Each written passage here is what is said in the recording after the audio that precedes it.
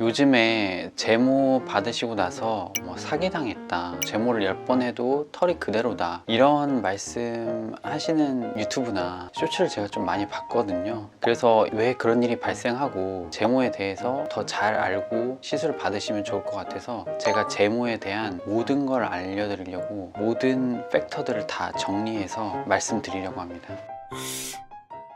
일단은 다 잘 아실 거예요. 제모 원리 먼저 좀 설명을 드릴게요. 제모 레이저는 털을 왁싱처럼 뽑아내는 건 아니고 레이저의 열을 통해서 열 전달을 시켜주는 거죠. 그래서 강한 열이 모낭세포까지 전달이 돼서 모낭세포가 열로 파괴되는 그런 시술이 이제 제모 레이저예요. 그래서 공기 중에 노출되어 있는 삐죽삐죽 나온 그런 털들은 타서 공기 중으로 팍 사라지면서 날아가서 없어져 버려요. 근데 이제 피부 안에 있는 털은 그대로 남아있죠. 그래서 왁싱처럼 뽑아내는 느낌이 아니고 털이 이렇게 샤프심처럼 박혀있는 느낌이 좀 들 수 있어요. 근데 레이저는 이제 빠짐없이 모든 털에 다 들어가긴 하겠지만 모든 모낭이 다 파괴되는 건 아니에요. 그래서 강한 열을 이겨내고 또 살아남는 털들이 있어요. 일부는 그래서 모낭 세포가 완전히 파괴돼서 탈락이 되는 경우도 있고 가늘게 나기도 하고 좀 천천히 나기도 해요. 그래서 남아있는 털들을 또 레이저를 통해서 모낭 세포를 파괴하고 이거를 계속 반복하는 게 이 제모 레이저의 원리인 거죠. 요즘에는 이제 제모 레이저가 종류가 굉장히 많죠. 아포지, 젠틀맥스, 엘리 같은 다이오드 레이저들도 있고, 젠틀맥스 레이저에 대해서 좀 설명을 드리려고 해요. 이제 첫 번째 젠틀맥스 프로 플러스 레이저에서 시술자가 결정할 수 있는 요소들이 굉장히 여러 가지가 있어요.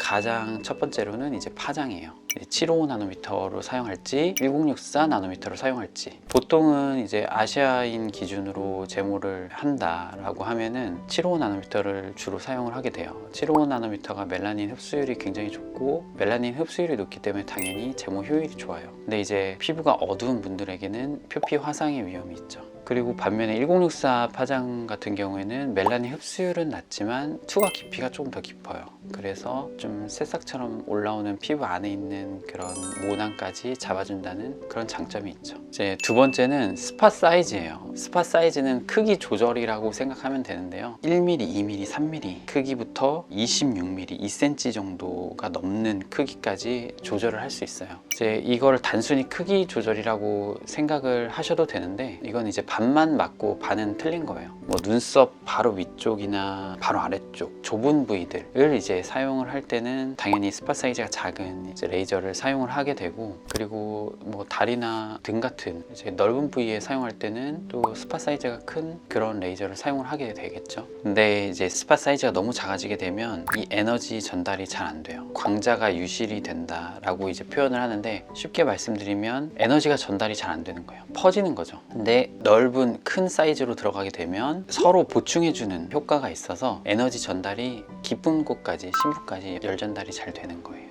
그래서 이제 적절한 스팟 사이즈를 선택하는 게 굉장히 중요합니다. 세 번째로는 제모할 때 굉장히 중요한 게 펄스 듀레이션이라는 걸 또 조절을 하게 돼요. 레이저를 사용을 하면서 조절자가 에너지 값만 조절하는 게 아니라 펄스 듀레이션도 조절을 하게 되는데, 이 펄스 듀레이션을 이해하려면 먼저 TRT라는 개념을 먼저 알아야 돼요. TRT라는 거는 이제 Thermal Relaxation Time, 열 이완 시간이라고 하는 건데, 레이저를 딱 타겟에 쏘게 되면 열을 머금은 이 타겟이 열을 주변 조직으로 이제 확산시키는데 걸리는 시간이에요. 그래서 얇은 털은 열을 많이 머금을 수는 없겠죠. 그래서 빨리 확산시키고, 굵은 털은 열을 많이 머금어요. 그래서 좀 천천히 확산을 시키죠. 그래서 굵은 털은 TRT가 길고 얇은 털은 TRT가 짧아요. 그래서 TRT가 짧은 이런 얇은 털들은 펄스 듀레이션을 짧게 해줘서 강하게 열을 한 번에 빡 때려줘야지 모낭세포가 파괴가 됩니다. 이제 네 번째는 가장 사람들이 민감하게 생각하는 이제 플루언스,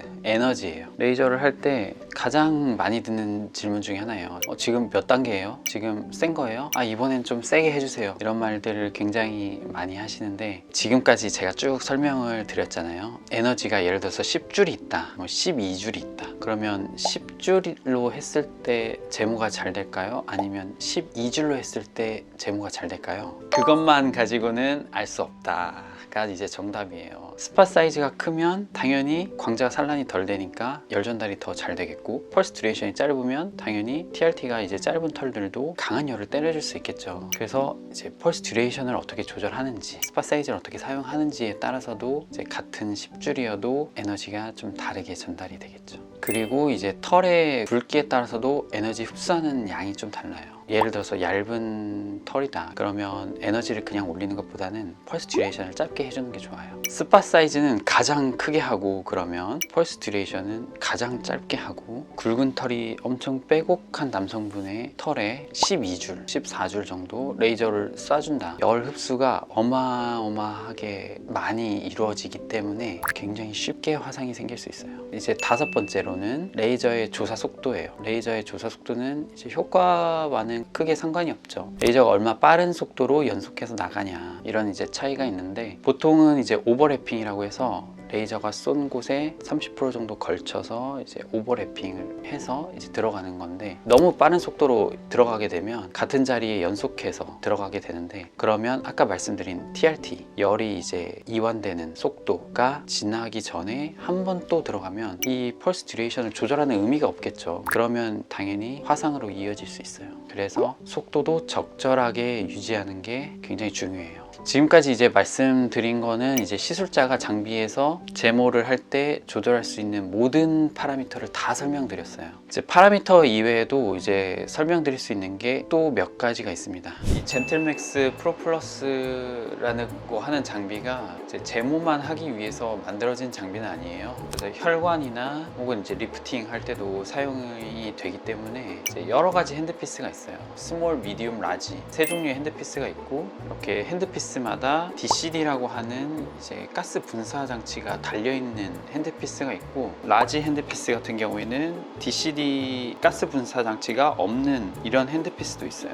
그래서 아까 말씀드린 것처럼 큰 스팟 사이즈로 제모를 하거나 사용을 했을 때 광자 손실이 없다라고 말씀을 드렸기 때문에 큰 스팟 사이즈를 사용하면 좋겠지만, DCD라고 하는 가스 분사 장치를 쓸 수가 없어요. 그래서 적절하게 크면서 DCD 가스 분사 장치도 쓸 수 있는 미디움 핸드피스를 사용을 하게 됩니다.